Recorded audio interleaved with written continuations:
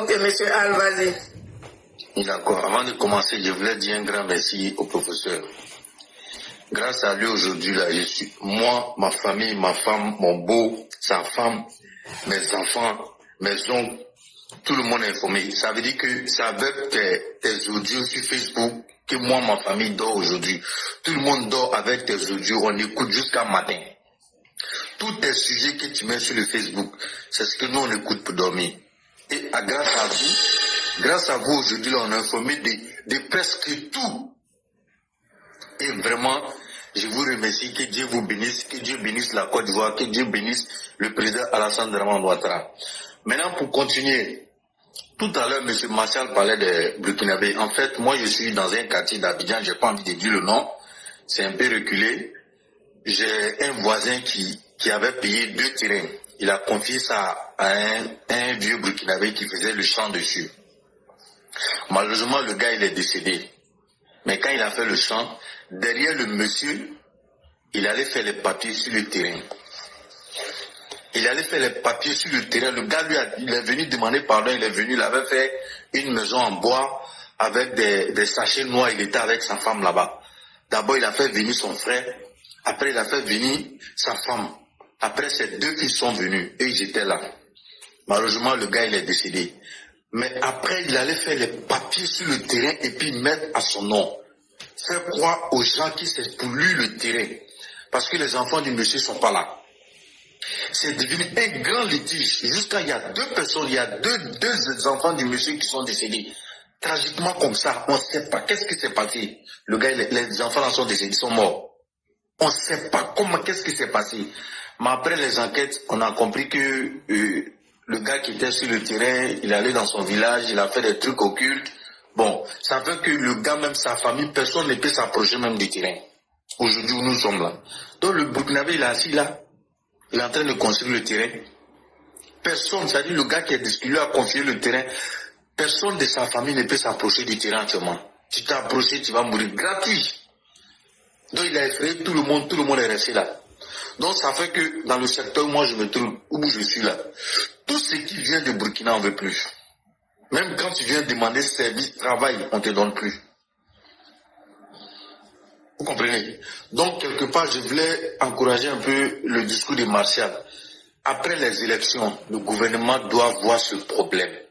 On ne vend plus des terres aux étrangers. Il y a des secteurs, même les étrangers ne doivent même plus rentrer dans ça. Sinon, où ça va là? Je jure, un jour, dit qu'ils sont propriétaires de la Côte d'Ivoire. Moi, je suis Sénoufo. Je viens de Korogo. Ma mère est de Tengrela, mon papa est de Korogo. Je suis Sénoufo 100%. Mais ce que je vois là, s'ils n'ont pas stoppé ça dès maintenant, à la longue là, ça serait un gros problème pour nos enfants qui vont venir. Parce que les enfants là, ils viennent, quand les papas viennent, ils quittent dans les pays, ils viennent. Quand ils commencent à comprendre le langage des Ivoiriens, ils commencent à comprendre les rouillages des Ivoiriens, c'est fini. Ils se croient plus Ivoiriens même que les vrais Ivoiriens. C'est le même cas qui est pour Ziki là. Mais heureusement, Ziki, lui, il est né ici, mais il est d'un père burkinabé qui n'a pas la nationalité ivoirienne. C'est sa mère qui est, je ne sais pas si c'est Guéro ou Yacouba, mais il n'est pas ivoirien. Mais toi, un burkinabé, il donne mot d'ordre pour qu'on se soulève en Côte d'Ivoire. Les gars, comment vous trouvez ça? Si le gouvernement n'a pas pris acte dès maintenant sur cette histoire d'étrangers, ça serait un gros problème.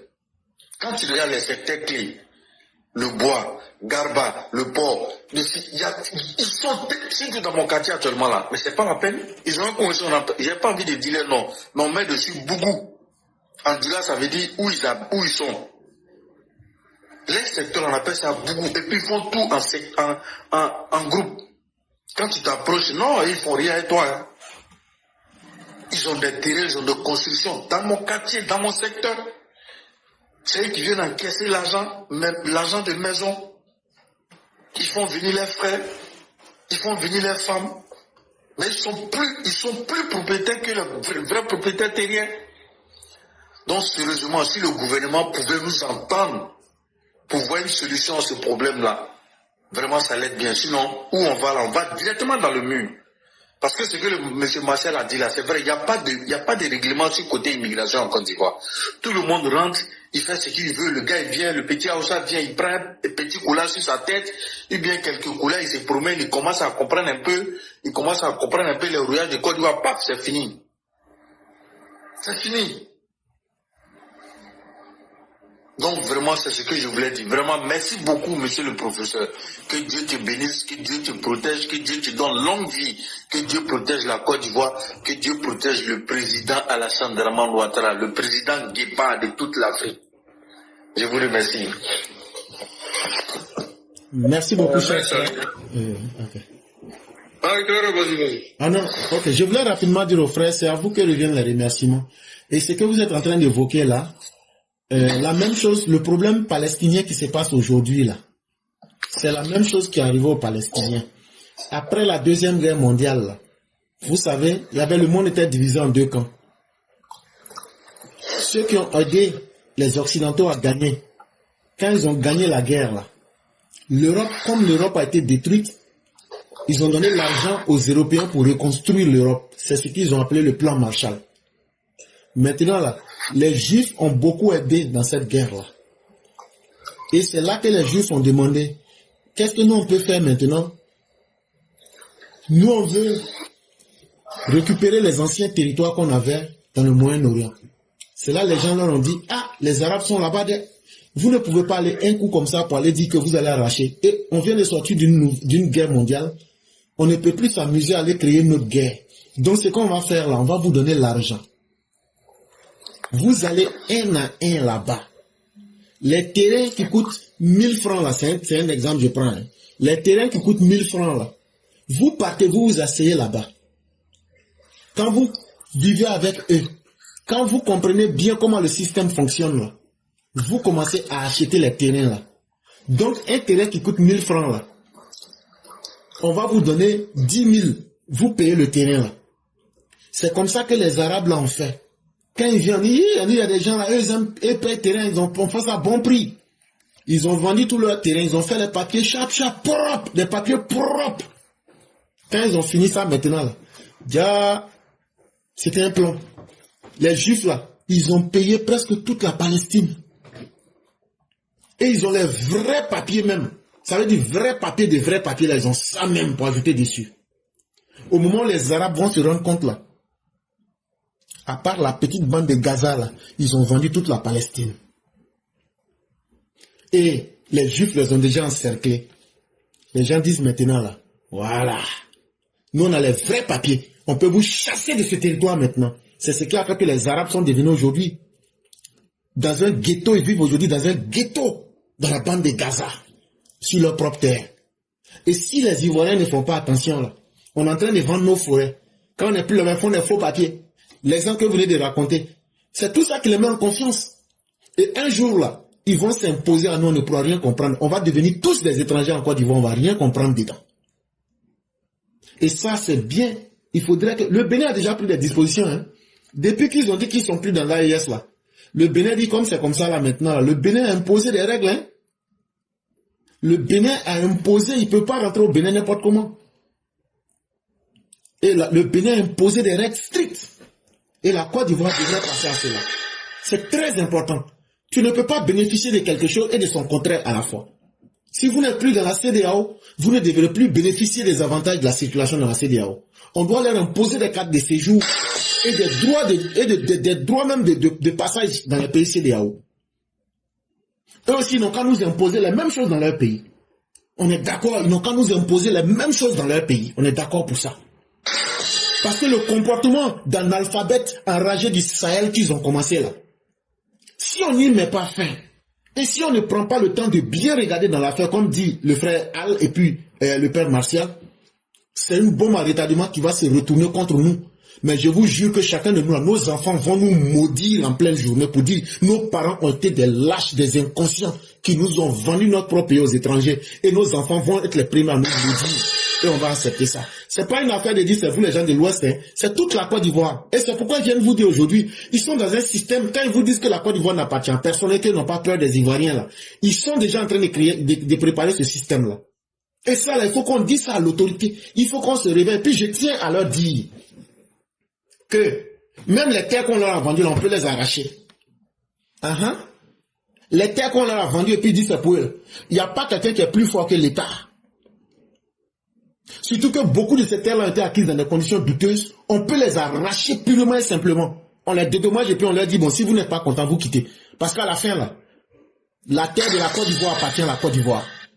Et le premier propriétaire de la terre en Côte d'Ivoire, c'est l'État. Et donc, vous les Maliens, les Burkinabés, qui disent on a payé terre, on ne peut pas nous arracher là.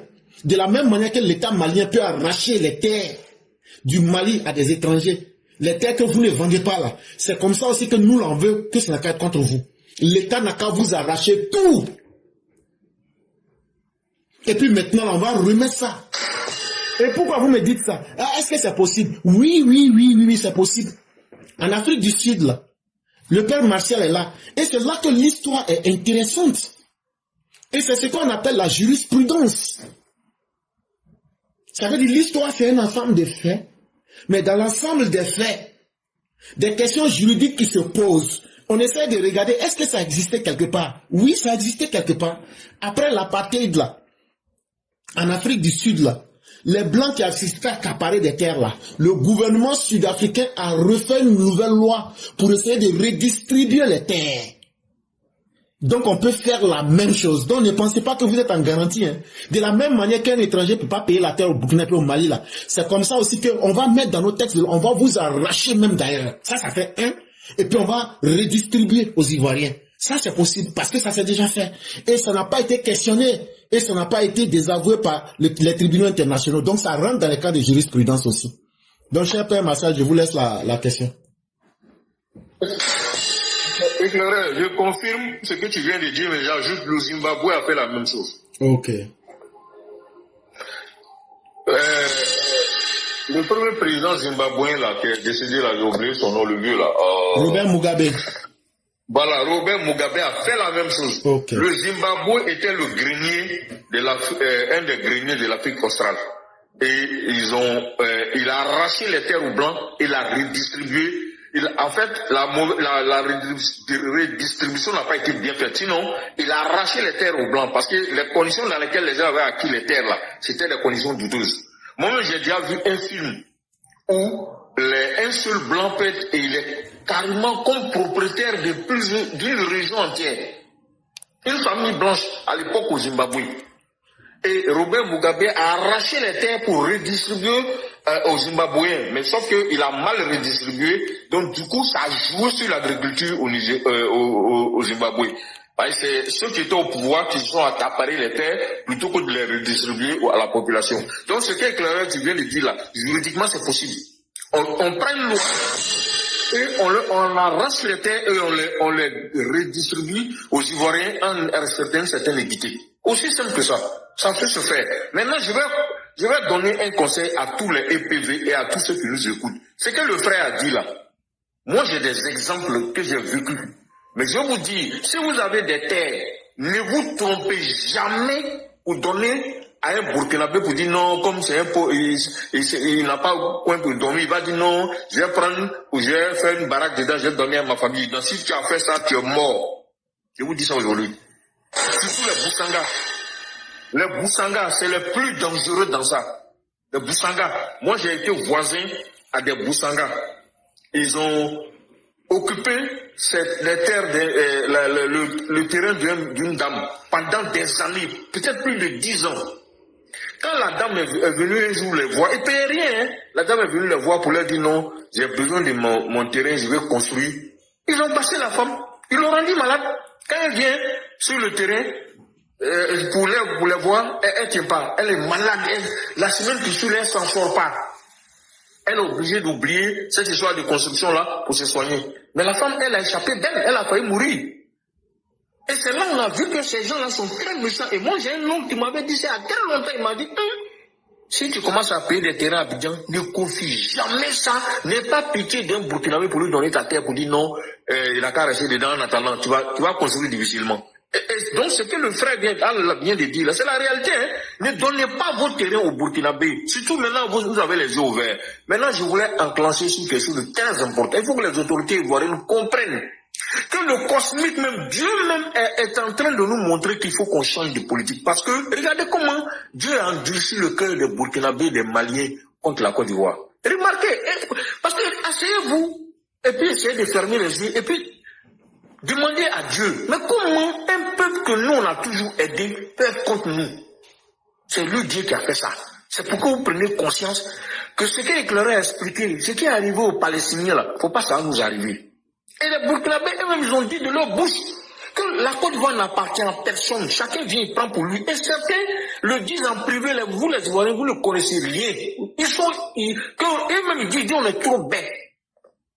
C'est nous, on a ouvert notre pays, les gens viennent, ils font ce qu'ils veulent dedans. Quand un Burkinabé arrive, un Malien, un Nigérien arrive, 1 mois, 2 mois, 6 mois après, le gars, il a réussi. Il ne peut plus retourner. Et puis, ils acceptent de venir dans des conditions que tout le monde connaît.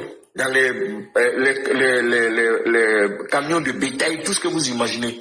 Mais ils savent qu'est-ce qu'ils vont venir trouver. Puisqu'ils ont vu que leurs frères qui sont venus en Côte d'Ivoire, c'est eux qui ont construit dans leur pays. Il y a beaucoup de gens qui ont vendu viande. Ici, à Abidjan. Au bord de la route, ils ont vendu viande, ils sont là à la Mecque. Ils ont vendu viande, ils ont construit une maison en Côte d'Ivoire. Ils ont vendu viande, ils ont construit une maison au Niger. Moi, j'en connais. Et le gars même, il a pris sa retraite même. Ce sont ses enfants maintenant qui vendent viande là. Nous tous, on est partis payer viande là-bas. Moi, mais tous ces coins-là, moi, j'ai arrêté ça. Je ne paye plus viande. Il y a des choses que moi, j'ai décidé de ne plus faire. Et je parle à mes enfants. Moi, je vous dis ça, hein. Moi, je parle à mes enfants. Je leur donne des conseils. Je leur dis, voilà ce que vous ne devez plus faire. Comprenez qu'aujourd'hui, là, nous sommes arrivés à un stade où il ne faut jamais faire des cadeaux à un étranger contre un Ivoirien. Je préfère, c'est vrai, les gars sont méchants, ils sont ceci, cela, mais je préfère encore 10 000 fois un gars, un vrai gars, un gars qui est 100% Ivoirien, je ne parle pas des moitiés là. Les moitiés là, moi je n'ai pas pitié d'eux. Moi, je ne vous cache pas la vérité, je n'ai rien contre les moitiés, mais les moitiés qui nous détestent de plus en plus là, moi aussi je les déteste. Moi, je ne veux plus qu'on se blague. Ne nous voilons pas la face. Qui tombe dans les émotions. C'est les émotions qui ont tué la Côte d'Ivoire. C'est les émotions qui nous ont emmenés là. Le gouvernement sort des émotions. Sinon, on ne va pas s'en sortir. Moi, je vous dis la vérité. À un moment donné là, moi je dis si on quitte, Inch'Allah, si les élections finissent, Alassane Ouattara fait à cause de Dieu. Faut faire renverser. Ils disent que tu veux les renverser, non? Faut le renverser. Ça fait quoi? Si tu renverses, les venus par coup d'État, on prend des Burkinabés qu'on forme bien, on les chicote, on les met au pouvoir, ils n'ont qu'à appliquer la démocratie chez eux, sinon on va souffrir. On va continuer à souffrir. On va continuer à souffrir. On fait la même chose au Mali. C'est tout. Parce que si on n'aide pas ces peuples-là, on va les laisser dans la main de ces voyous-là. Je vous dis que nous-mêmes là, on va finir par être contaminés un jour. Que Dieu nous en garde. Mais on ne peut pas. C'est la réalité. On est des voisins immédiats. Il n'y a pas autre chose. C'est juste les frontières qui nous séparent. Hein? Vous voyez? Quand un sauvage, un imbécile, un maudit vient écrire sur notre panel que dans 2 semaines, dans quelques semaines, il y aura transition en Côte d'Ivoire. Vous pensez que c'est compte sur qui? C'est Burkina qui a leur base arrière. Même le Mali s'y est refusé. C'est pour ça que Bouchoro a déployé ses valises au Burkina. Sinon, c'est au Mali qu'il voulait déployer ses valises pour faire ce travail-là, puisqu'il voulait changer un peu. Mais les gars, Assimi Goïta, il a senti odeur, parce que dans l'affaire des 49 soldats, il a compris que ça là, c'est pas bon. Donc, Bouchoro m'a allé déployer ses valises chez IB Cacao. Comme lui, il n'est pas intelligent, il est bête comme mouton. Un gars qui chie et puis il mange. Et ça, c'est l'homme, ça.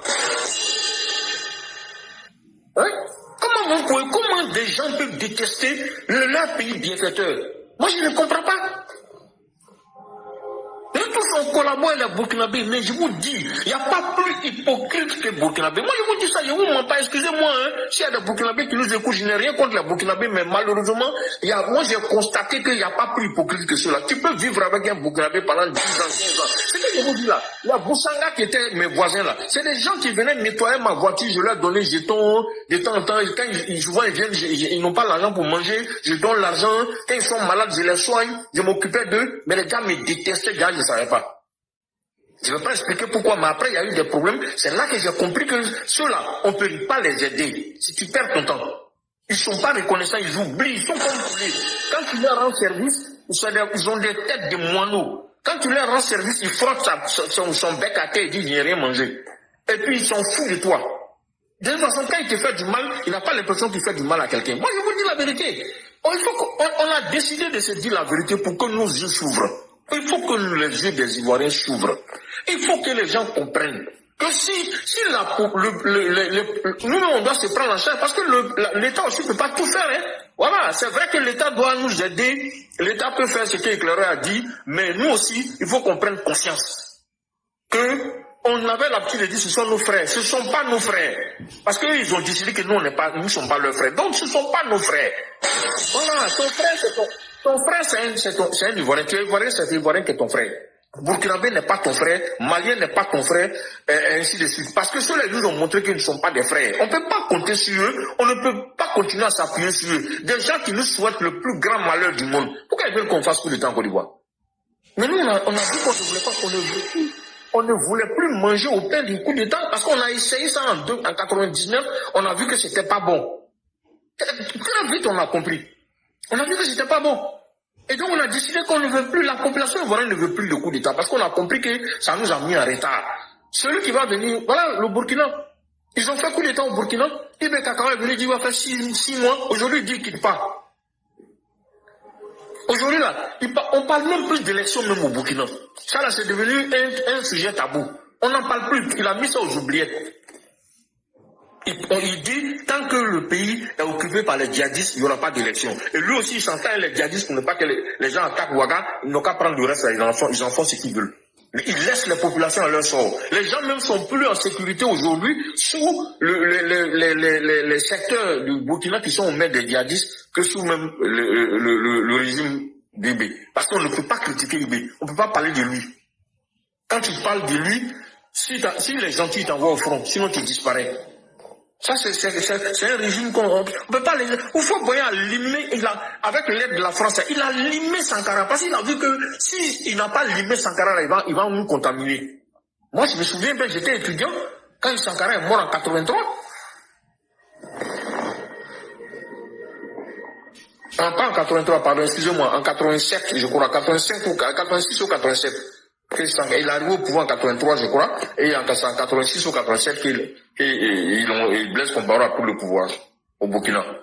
J'étais étudiant, je venais d'arriver à l'université, je me souviens très bien.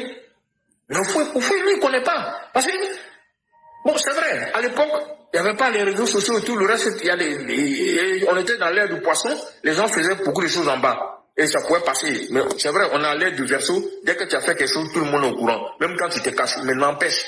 Il dit que nous, on ne veut pas le déstabiliser, mais lui, il dit qu'on veut le déstabiliser. On n'a qu'à réaliser son vœu. Il faut qu'on réalise son vœu. Moi, j'ai mis ça en prière. Il faut que Ibé Kakao, parce que si Ouattara décide de déstabiliser Ibé Kakao, là, moi, je vous dis, 30 jours même, c'est trop. En 72 heures, s'il décide là, il va renverser le monsieur là. Parce qu'il sait de quoi Ouattara est capable.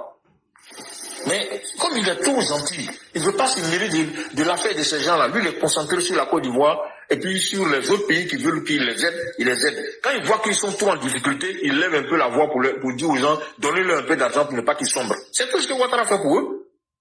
Donc ceux qui posent question de savoir si Ouattara aide le Burkina, le Mali et le Niger, là, oui, Ouattara les aide.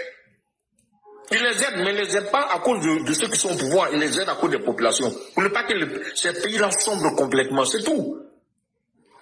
Mais vous parlez de Ghana va être base arrière là. C'est pas conflit foncier au Ghana qui a fait qu'il y a plus de 25 000 Ghanéens qui ont immigré, ils sont venus en Côte d'Ivoire. Ils sont venus, ils ont trouvé refuge ici. Vous croyez que la Côte d'Ivoire c'est un petit pays? Quand on dit que ce pays-là est un pays béni de Dieu, là, vous pensez que c'est du jeu? Mais Ghana même en train de chasser les Burkinabés, ils ne veulent pas que les Burkinabés rentrent chez eux. Non, Ghana ne les chasse pas, ils appliquent les textes de la CEDEAO. Ils disent que les Burkinabés qui ne remplissent pas les conditions d'immigration, ils les refoulent. Ils ont raison, c'est ce que nous on devrait faire. C'est ce que les Ghanéens font. Sinon, ils ne les chassent pas, ils les refoulent au nom des règles de la CEDEAO. La CEDEAO dit que si tu ne remplis pas les conditions d'immigration, mais tu ne rentres pas sur son territoire, c'est ce qu'ils font. C'est ce que nous on devrait faire. Nous, on a continué à les ouvrir. Ceux qui sont refoulés au Ghana, ils viennent en Côte d'Ivoire.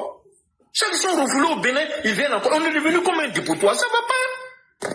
Et ces mêmes gens-là passent leur temps à faire des panels pour nous détester. Vous pensez que les Burkinabés sont capables de faire panels sur les Ghanéens? Je vous dis que s'ils ont fait ça, 72 heures, c'est tout, ils vont prendre draft. Ils ne peuvent pas.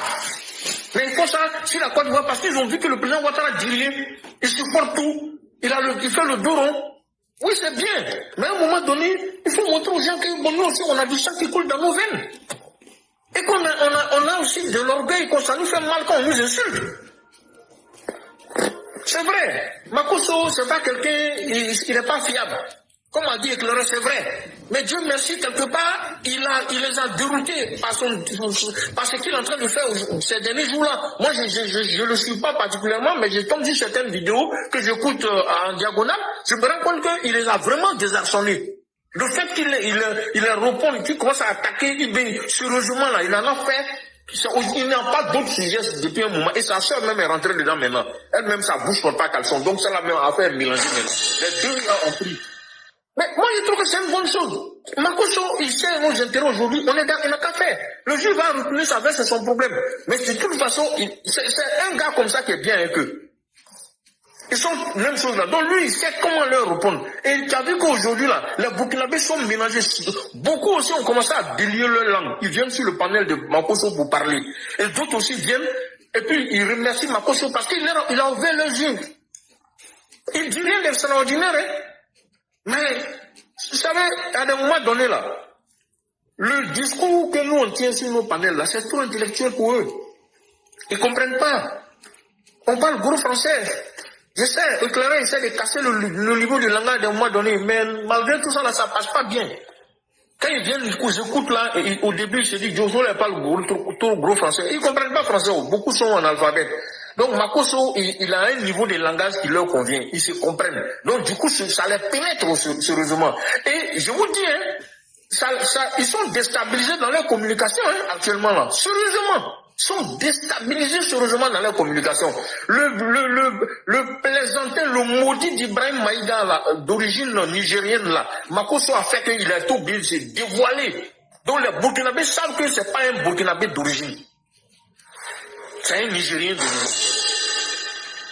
Et il est en train de tromper les Burkinabés. Ibe Kakao se laisse manipuler par un plaisantin d'après Éclaireur Pro Max, un plaisantin Pro Max, un maudit Pro Max comme ça. C'est toi comme ça qui va dire que les ancêtres ont décidé que Alassane Ouattara va tomber. C'est pas Alassane Ouattara qui va tomber. Hein. Ce sont tes grands-parents qui vont tomber. Ce sont ta maman et ton papa là, c'est eux qui vont tomber. C'est pas Alassane Ouattara qui va tomber. Ce gars, je vous dis, je peux pas faire 2 secondes pour l'écouter. Quand je le vois même, je vois son image comme ça, je me mets en colère en même temps. Tellement il m'énerve. Vous voyez les gens comme ça? Si à la Ouattara, avec ses joues mal formées là. Chère mère, c'est un bébé. C'est-à-dire, s'il fait la morphophysie là, ce gars-là, c'est un bébé. Je vais vous dire ça. Parce que quand tu vois un gars joufflu comme ça là, il n'a pas fini de têter. En réalité, il est bloqué en enfance, ce gars que tu vois là. Il a besoin de reconnaissance. Mais je vais vous dire une chose qui est très intéressante. Priez Dieu, hein. Wallah, Bilal, si moi j'arrive à rentrer à m'approcher du président Ouattara, à Wallah, Bilal, si j'ai gagné l'argent, moi je peux organiser, on va te zigouiller, toi, Ibrahim Maïga, là, aux États-Unis là-bas. C'est pas compliqué, on paye des Américains, on paye tout franc. On est fatigué, vous pensez que la En fait, si tu vois que les États-Unis ne parlent pas sur Maïga, ils sont en train de collecter assez d'informations sur lui. Les États-Unis là, c'est pas un pays comme chez nous ici, hein. Eux, ils te regardent, ils te font laisser. Parce que tu peux pas rester aux États-Unis pour essayer de déstabiliser un autre pays. C'est pas possible. Ils vont te laisser. Ils sont en train de laisser faire ce qu'il a envie de faire. Ils vont collecter. Surtout on dit qu'il a la nationalité américaine. Voilà, ils vont laisser, il va collecter, ils vont. Et non, il n'a pas la nationalité, il a la green card, il a le séjour. Il n'a pas la nationalité, il n'a pas le passeport américain. Il n'a pas le passeport américain. À ce que je sache, parce que je me suis informé, il n'a pas la nationalité, il a la green card. Ah, chez Makosso, j'entendais dire qu'il avait le passeport, qu'il a renoncé à la nationalité burkinabé, qu'il est américain. Non, il a la green card, il n'a pas la nationalité américaine. Maintenant, c'est important même. C'est que tu dis là, je te crois. Mais je crois surtout au fait que le président Ouattara est capable de dire, laissez-le, il va continuer à parler. Parce que le fait qu'il parle aussi là, ça nous aide. Ça aide nos gars, nos sécurocrates. Parce que le fait qu'il parle là, ça aide dans ses propos là. Il dévoile des choses, il pense on le laisse, ils sont en train de je sais tout ça là. En fait, moi, je suis un peu en colère, voilà pourquoi je dis cette chose. Ils sont en train d'amasser assez d'informations pour pouvoir l'attraper, pour pouvoir le prendre. Maintenant, deuxième, c'est que Maïga est en train de faire là. Comprenez là, il le fait à cause d'argent, hein. Il le fait juste pour faire plaisir à eBay, hein. Parce que eBay le paye pour ça. Non, moi je crois que c'est juste pour de l'argent. Il fait d'une pierre deux coups, il veut de l'argent, mais il veut qu'on déstabilise la Côte d'Ivoire aussi. Hein. Tu sais que quand Damiba était là, quand Damiba était là, Maïga s'est approché de Damiba. Mais Damiba a vu que c'est un gars, il n'est pas trop truc. Il s'est retiré. Sinon, il y a une mine d'or qui est au Burkina, il voulait diriger cette mine d'or là, mais Maïga, Damiba l'a pas donné. Donc, il s'est retiré de Damiba. Quand il a vu que Ibé est venu au pouvoir, en même temps, il a voulu être le directeur de la communication d'Ibé. Il faut bien te renseigner. C'est pas grave. Tout ce qu'il est en train de faire là, tout ce qu'il est en train de faire là, faire la communication, la propagande d'Ibé, il est payé, hein. Lui, il s'en fout du Burkina, il s'en fout de la Côte d'Ivoire. Tout ce qui l'intéresse là, c'est son ventre. Non, il n'y a pas que ça, frère. Faut pas voir les choses aussi simplement. Il y a l'argent. Mais lui aussi, si la Côte d'Ivoire est déstabilisée là, il gagne beaucoup plus. Moi, je te dis ça. Il n'y a pas que...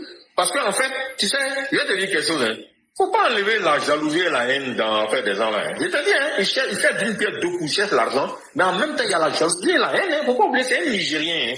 Donc, c'est non, on est tous des Africains. Et les gens, on se connaît entre nous noirs. Quand attends, toi tu penses que c'est pas que tu es en Côte d'Ivoire, que tu ne sais pas que le développement que le président Ouattara a envoyé là, même l'Afrique du Sud n'est pas contente. Ça, je te dis la vérité. Oui, ça suscite même de la jalousie. Non, j'allais en venir. Non, je vais aller plus loin. Même le Nigeria, Buhari n'a pas pu s'empêcher de le montrer. Les gens n'aiment pas, hein. Je te dis, hein, parce que la lumière de Dieu là, ça a toujours attiré. Ça attire, c'est vrai, beaucoup de bonnes choses, mais ça attire aussi le diable. On dit, c'est la première fois un pays francophone se développe comme ça. Il n'y a pas un pays francophone qui s'est développé comme ça, plus que la Côte d'Ivoire. Donc ça peut susciter beaucoup de jalousie. C'est comme on est sorti de guerre, on est sorti d'une guerre, on est sorti d'une période trouble, de plus de 10 ans, où un faux type était au pouvoir. Et quand d'abord, l'Afrique du Sud n'a jamais voulu que le président Ouattara arrive au pouvoir. Et je vais vous confier un secret. Il y a un Libanais qui a dit que eux, ils savaient, ils ont fait des recherches mystiques. Ils ont vu que Ouattara devait arriver au pouvoir. Eux qui ne pouvaient pas empêcher. Mais eux, ils ont travaillé de telle sorte que Ouattara puisse arriver le plus tard possible au pouvoir. Ils ont travaillé dans ce sens-là. Pour ne pas que le gars... Parce que beaucoup de gens savent ce qu'est la Côte d'Ivoire, sur le plan spirituel. La lumière divine qui représente la Côte d'Ivoire. Les gens savaient. Et les gens savaient aussi que celui qui était en résonance, en réalité, avec la Côte d'Ivoire, c'était le président Ouattara. Même, regarde son opposition. Quand tu regardes l'opposition du président Ouattara jusqu'à ce qu'il arrive au pouvoir, là, c'est pas un opposant ordinaire. Hein. Moi, je connais très peu d'opposants au monde, et particulièrement en Côte d'Ivoire, en Afrique plutôt, qui a eu l'aura que le président Ouattara a eu dans l'opposition. Et je connais très peu de présidents africains qui ont l'aura que le président Ouattara a étant au pouvoir. Donc vous voyez que le monsieur, c'est pas n'importe qui. Et tout le monde, même quand tu vois pas clair, quand tu le regardes là, tu sais que c'est pas un homme ordinaire. Ça, c'est très important. Et aussi, ces gens-là, ils n'ont qu'à prendre garde maintenant contre ça. Sinon, c'est pas bon. C'est pas bon du tout. Après les élections, ils ne pourront jamais empêcher l'évolution du pays. Nous savons ça. Non, je sais ça. Concernant les sécurités dont on parle. Nous, on cherche à ce que le pays, les Ivoiriens soient protégés d'une autre façon. Parce que le président Ouattara, il a un niveau spirituel qui est tel que, c'est-à-dire que lui, il voit très, très, très, très loin. Vraiment, ne faites pas, on a parlé du président Ouattara, on ne veut pas parler de lui encore, pour ne pas donner l'impression aux gens qu'on est en train de l'adorer. Comme si et puis, ce qui est énervant, de la manière nous on veut qu'il agisse là, il n'agit jamais comme ça. De la manière on veut qu'il agisse, de la manière tellement au moment où on veut s'entendre à lui là, il sait pas à ce moment-là qu'il vient. Au moment où on s'entend pas à lui là, sans ce moment qu'il... Quand je te dis que le gars il voit ce que nous on voit pas, pourquoi tu veux qu'il agisse comme nous? C'est pour ça qu'il devient un homme ordinaire. C'est pas un homme ordinaire. C'est pas un homme ordinaire. C'est pas un homme simple. C'est un homme extraordinaire. Il fait partie des élus. Il fait partie des élus. Et donc, même quand je me plains que, quand je dis qu'il peut déstabiliser IB là, il peut le déstabiliser. Moi, je ne dis pas ça pour rien, c'est pas causer rien. Mais il veut même, les IB là, les Assimi Goïta, tout ça lui font pitié. Moi, je te dis ça. Il a pitié d'eux. C'est pas de la condescendance. Mais il les regarde, c'est des gens qui lui font pitié. Parce que je dis que c'est des gens qui ne savent même pas ce qu'ils sont en train de faire. C'est pour ça que Ouattara, il ne va jamais répondre à IB. Il ne va jamais répondre à Assimi Goïta. Il ne va jamais répondre à Tiani. Il ne va jamais le répondre. Si c'est ce que certains... les gens pensent que c'est une faiblesse. Ouattara n'a jamais été faible. Il ne peut jamais être faible ici. Même, c'est sérieux, il ne peut jamais être faible. Mais seulement, c'est que le monsieur là, il connaît, il voit beaucoup de choses que nous ne voyons pas. Il sait beaucoup de choses que nous ne savons pas. Donc, le monsieur, quand il vous dit que, quand dans la vidéo, il y a une vidéo que j'ai vue et que j'ai fait circuler, et qui circule actuellement, il dit dedans que, avant qu'on le nomme directeur général du FMI, là, ils ont toutes les organisations que tu ne peux pas imaginer là, ont fait des enquêtes sur lui. Ils ont fait des enquêtes sur son passé pour voir qui il est avant qu'on donne le OK pour le nommer là. Vous pensez que quand les gens ont fini de faire enquête sur lui, et puis ils l'ont donné le poste, et puis il a commencé à travailler là.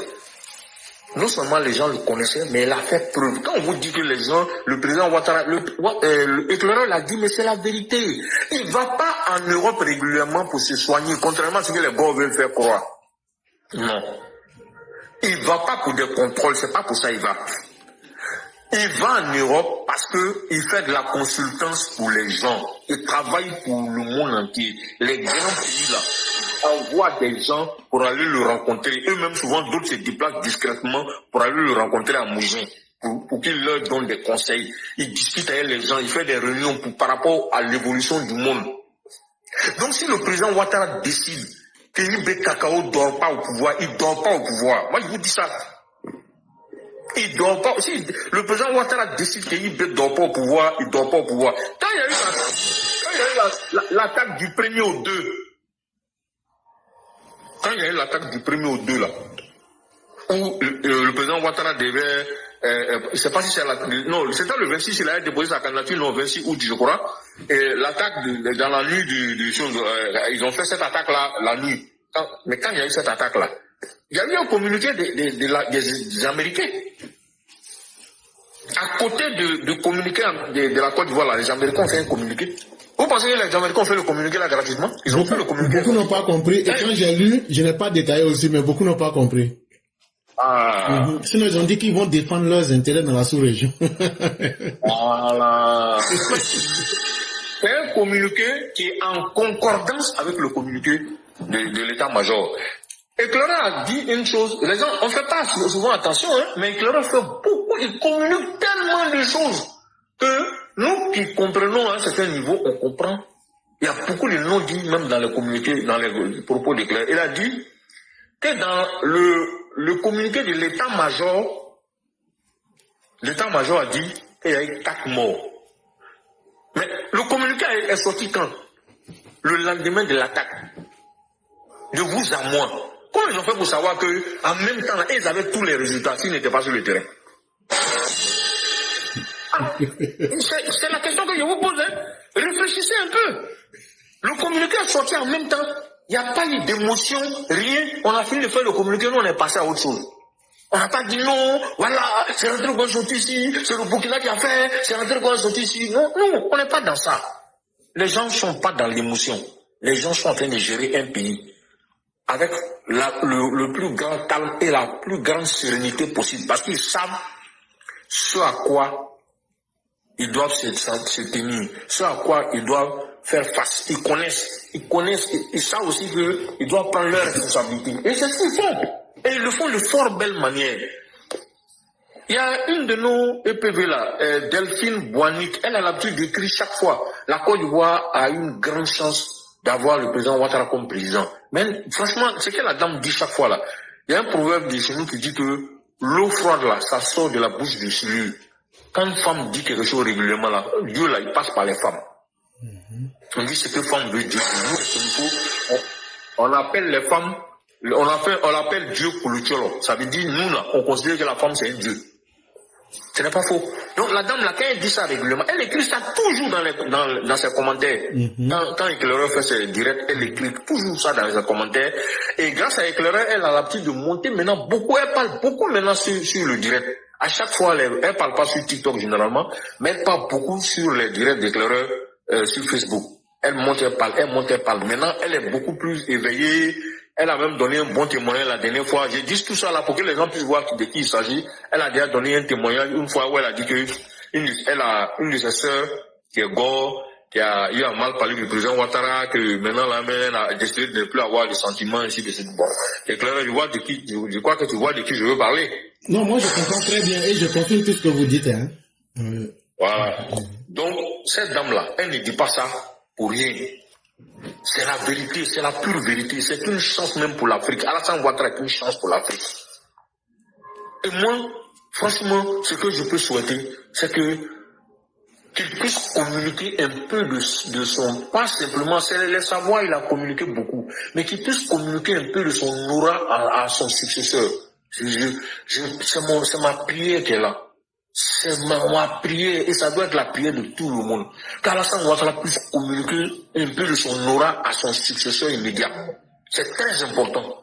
Parce que l'aura que le vieux là, il a là. Les gars, quand je parle même, je peux dire, non seulement j'ai la chair de poule, mais je rends grâce à Dieu. Dieu est vraiment formidable. L'aura que le vieux là, il a là, c'est pas petit aura. Façon, Alassane Ouattara a bon aura là, c'est comme ça que Gbagbo a mauvais aura. Ça là, retenez ça, hein. Ces deux auras là sont antinomiques. Ça n'a rien à voir. Et ça ne peut rien avoir. Les deux là, ils ne peuvent jamais avoir même aura. Parce que et pour la simple raison que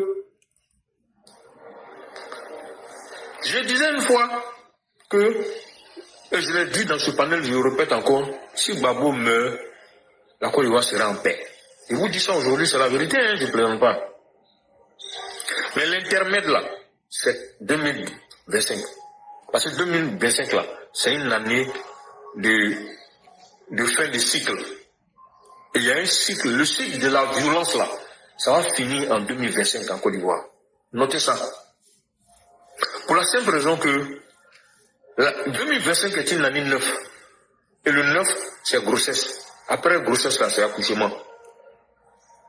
Je l'ai déjà dit sur la plateforme, que ce soit sur Facebook ou bien sur ce panel, je l'ai déjà dit une fois que on souhaite simplement que la naissance ne soit pas une césarienne. C'est tout. Mais je pense que ce ne sera pas une césarienne. Parce que c'est ce que les gens veulent, qu'il y ait une césarienne. Mais nous, on ne veut pas de césarienne. On veut que la naissance de la nouvelle Côte d'Ivoire là, se fasse en paix. Et Dieu, par nos prières, par les actions, par les dispositions qui ont été prises par le pouvoir, la naissance de la nouvelle Côte d'Ivoire se fera en douceur. Oui, on va passer. Et le 25 octobre, ce sera une naissance propre. Parce que Dieu va se manifester. Il s'est déjà manifesté. Mais la manifestation sera totale à partir du 25. À partir du 25 octobre et le 26 à minuit, on rentre dans une nouvelle ère pour la Côte d'Ivoire. Ça, je vous le dis. Et le président Ouattara, c'est vrai, il a dit qu'il va transmettre le pouvoir. Il n'a pas dit cette fois-ci à un individu, il a dit à une génération. Donc, c'est un groupe d'individus. Il va distribuer, il va distiller beaucoup d'énergie positive pour que les gens puissent continuer le travail qu'il a entrepris. Oui, mais même si un jour il part de l'autre côté, à distance là, il va nous aider. Il va continuer à inspirer les gens. Je suis convaincu de ça. Sachez que on ne sera pas orphelin, même si le président Ouattara n'est pas là. On ne sera pas orphelin. Ce qu'il a mis en place là, Éclaireur a déjà dit, et c'est la vérité, Alassane Ouattara, c'est un système. Lui seul là, c'est une institution, c'est un système. C'est un système de pensée, c'est un système d'organisation. Alassane Ouattara, c'est une idéologie. Il faut le savoir.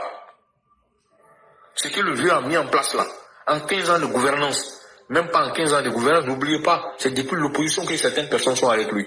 Mais en 15 ans de gouvernance, d'autres personnes sont venues s'ajouter. Et ceux qui sont venus ont appris à le connaître, ont appris à savoir que, donc on pourrait travailler de cette façon. On ne savait pas qu'on pourrait travailler de cette façon. Il a inculqué l'amour du travail aux nouveaux venus. En plus de ceux qui étaient déjà là. Il leur a inculqué l'amour de la Côte d'Ivoire. Il leur a inculqué l'amour du travail bien fait. Parce que ce n'est pas simplement l'amour du travail, mais l'amour du travail bien fait. Donc aujourd'hui, là, nous qui parlons pour Alassane Ouattara, nous sommes fiers de lui et nous resterons fiers de lui. Nous n'aurons jamais honte parce que lui-même n'aura jamais honte. Alassane Ouattara, il nous donne, de par son bon comportement, de par ses bonnes actions, il nous donne toujours les arguments pour le défendre. Mais ce n'est pas le même cas en face. En face, si tu n'es pas un maudit, tu ne peux pas être là-bas. Tu ne peux pas te battre pour eux. Il faut remarquer, tu ne peux pas suivre. Alors, Éclaireur parle beaucoup de choses. Hein. C'est énigmatique. Parce qu'il a dit que si quelqu'un te dit il faut que ta vie soit comme la vie d'Alassane Ouattara, tu vas dire amin sans même hésiter. Parce qu'il n'y a pas de tache noire dans sa vie. Mais quand on va te dire que même si on dit à un gars que ta vie soit comme celle de Gbagbo, il va hésiter avant de répondre. Même s'il va dire oui, mais il va hésiter. Le oui là va pas descendre. Pourquoi? Parce qu'il y a prison dedans. Hein. Si tu veux que ta vie soit comme Gbagbo là, tu vas aller en prison au moins une fois. Hein. C'est ça, il faut retenir ça. Hein. Tu vas aller en prison. Et il y a l'humiliation dedans. Et il y a le sang dedans. Il y a beaucoup de malédictions dedans. Donc, eux-mêmes là, ils supportent Gbagbo, hein, mais je ne pense pas qu'ils veulent que leur vie soit comme pour Gbagbo. Même si, oui, il y a l'intermède du fait qu'il a fait 10 ans de pouvoir, mais les 10 ans de pouvoir sont émaillés de quoi? Quand vous regardez là, il y a quoi de bon qui est dedans? À part la jouissance paresseuse. Il y a quoi dedans de bon? Il n'y a rien de bon dedans. On retient quoi? Même on était sur le panel de la semaine dernière là, c'était quoi, lundi passé, c'est pas la semaine dernière, c'est lundi passé là, on était sur le panel des choses de Ivoire débat là. Le gars là, il y a un des gars qui était monté, celui qui voulait me poser la question et que j'ai refusé qu'il me pose la question. Il a dit quoi? Pourquoi nous on aime parler du passé? Pourquoi on aime parler eux-mêmes ils ne veulent pas assumer le bilan de Gbagbo. Parce qu'ils savent qu'il n'y a rien à défendre dans le bilan de Gbagbo. Donc quand on commence à parler même le jeune homme qui se jouait les intellectuels, qui essayait de se jouer les gars, les 10 gars devant Éclaireur là. Il a dit, quand on lui a dit il se plaignait pour qu'on fait études comparatives, pour qu'on compare le bilan de Gbagbo au bilan d'Alassane Ouattara. Parce qu'ils ne veulent pas assumer, ils ne peuvent pas assumer. Il n'y a rien à prendre dans le bon, dans le bilan de Gbagbo. Quand tu commences à dérouler le bilan de Gbagbo, c'est un chapelet de sang, un chapelet de crimes. Et que des crimes contre l'humanité. C'est généralement même des génocides qu'il a fait faire. Il a instrumentalisé la jeunesse pour ses petits intérêts. Donc un individu comme ça là, c'est normal que ses partisans aient du mal à... Lui-même, il ne veut pas assumer son passé. Ce n'est pas les partisans qui vont assumer, puisqu'il a changé de nom. Il pouvait récupérer le FPI, mais il a préféré changer de nom. Il a prétexté que je laisse l'enveloppe au gars, il a créé PPSI. C'est pour ça que moi, j'aime dire FPI, PPSI, parce qu'il faut que les gens se rappellent que c'est le même FPI là. C'est même la substance même du FPI qu'il a. Il a dit qu'il a laissé l'enveloppe à Finguessa, mais c'est la vérité. C'est le FPI qui est dans sa main.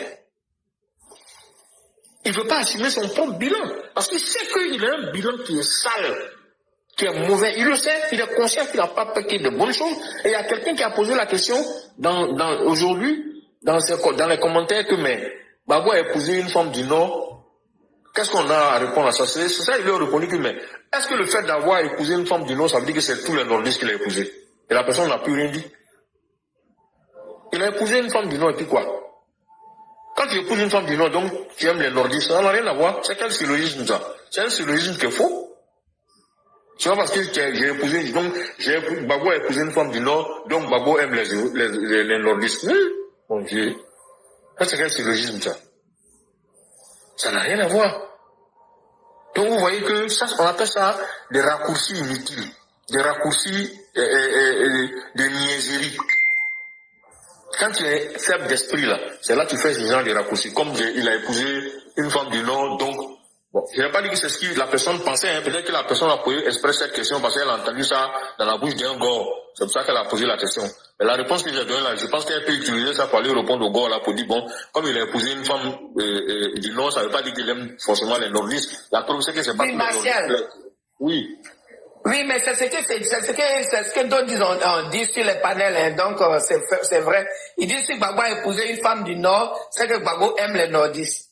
Non, tu vois, ça, on appelle ça, c'est le raisonnement d'imbécilité. Quand on est faible d'esprit là, c'est là où on fait ce genre de raisonnement. Est-ce que le fait que tu épouses une blanche, ça veut dire que tu aimes tous les blancs? Est-ce que le fait qu'il y a des blancs qui ont épousé les noirs, des femmes noires, et ça veut dire qu'ils aiment tous les noirs? Ça veut rien dire. Tu épouses une personne, tu as épousé la personne. Là, dit maman, est-ce qu'elle aime tous les nordistes? Elle-même, Éclaireur a dit quelque chose de tellement vrai. Son propre village, elle a fait quoi là-bas? Avec tout l'argent qu'ils ont volé là, elle a fait quoi dans son propre village? Elle est même sur Gbagbo, qui s'assemble sur ça. Avec tout l'argent qu'ils ont volé là, elle a fait quoi pour son village? Elle dit qu'elle aime les enfants là. Elle a fait quoi pour les enfants de son village? Elle a construit une école là-bas maternelle même pour eux. Elle a construit une maternité. Elle a construit un dispensaire. Non, bien on dit que Gbagbo a épousé une nordiste, donc ça veut dire qu'il aime tous les nordistes. Non, arrêtez de plaisanter. Où vous voulez tromper qui? Ça veut rien dire. Donc ça c'est des raccourcis qu'on peut raconter à des gens qui ne réfléchissent pas. Tu peux dire ça à quelqu'un et puis bon, la personne va te prendre au mot, va croire à ce que tu as dit. Moi j'appelle ça de la niaiserie. C'est de la faiblesse d'esprit. Ça n'a rien à voir avec la réalité. Gbagbo a épousé Nandi Bamba, il sait pourquoi il a épousé Nandi Bamba. Ça, c'est entre eux deux. C'est un amour entre deux individus. C'est pas un amour entre deux peuples. C'est ça la réalité. Sinon, il y a beaucoup de sudistes qui ont épousé les nordistes. Hein. Mais... Non, ils ont fait marrer là pour nous tromper, quoi. Non, mais ils se trompent eux-mêmes. Pour laisser ceux-là, ils se trompent eux-mêmes. Ceux-là, ils sont ce qu'ils sont. Ils sont dans leur gamme. Ils ne vont jamais changer. Nandi Bamba est aussi dangereux. Nandi Bamba est aussi dangereuse que Madame Gbagbo. Je ne sais même pas, peut-être, actuellement, mais peut-être elle n'est plus dangereuse même, qui sait. Parce que, le truc c'est quoi? Oglera dit que Gbagbo est manipulé. Mais Gbagbo, il adore se faire manipuler par les femmes dans son intérêt. Quand il a intérêt là, il se laisse manipuler. C'est comme ça, il donne l'impression qu'on le manipule, mais en réalité, c'est lui qui est le manipulateur. Gbagbo est très, très, très dangereux. Gbagbo est dangereux, hein. Nandi Bamba manipule Gbagbo, c'est la vérité. Mais Gbagbo, ça l'arrange. Voilà pourquoi il se laisse faire. Ça l'arrange. Parce qu'aujourd'hui, là, il a besoin de Nandi Bamba. Il n'a plus besoin de Simone. Voilà pourquoi il l'a jeté. Nandi a fait pression sur lui, hein, mais lui-même, il n'avait plus besoin de Madame Gbagbo. Des choses là, de Simone. Il n'avait plus besoin d'elle. Il a fini de l'utiliser. Elle a fini de l'aider à arriver au pouvoir. Il sait qu'aujourd'hui, son nom est gâté. Donc, il s'est mis avec une nouvelle femme que les Ivoiriens ne connaissent pas vraiment. Mais que quelques personnes, gens éclaireurs, comme nous autres là, on connaît un peu la dame, on sait un peu qui elle est, de quoi elle est capable. Parce que ce que les gens ne savent pas, elle et puis Gbagbo se connaissent depuis 92. C'est à l'occasion de son arrestation en 92 là. Elle travaillait, elle était journaliste, ou je crois, à Africa numéro 1. C'est comme ça qu'elle a connu Gbagbo, elle a interviewé et tout ça. C'est comme ça qu'elle a commencé à sortir avec elle. C'est depuis ce moment-là qu'ils se connaissent. Non, c'est pas une affaire d'aujourd'hui. Ils se connaissent il y a très très longtemps. Elle le pratique, c'est pas aujourd'hui. Donc, elle le connaît bien. Et quand Éclaireur dit qu'elle est communicante là, c'est parce qu'elle est journaliste en réalité.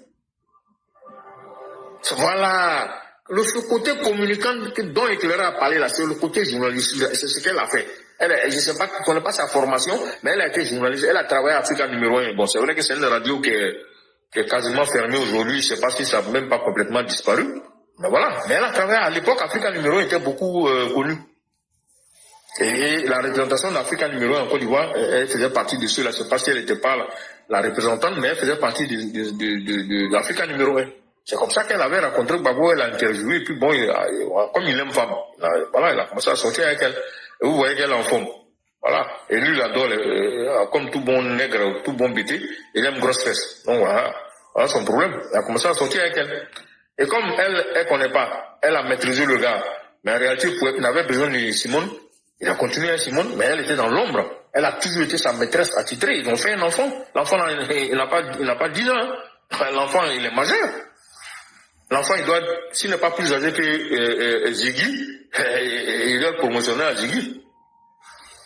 Voilà. Donc, ce couple-là, c'est un nouveau couple infernal que Gbagbo a créé, a mis en place à son service.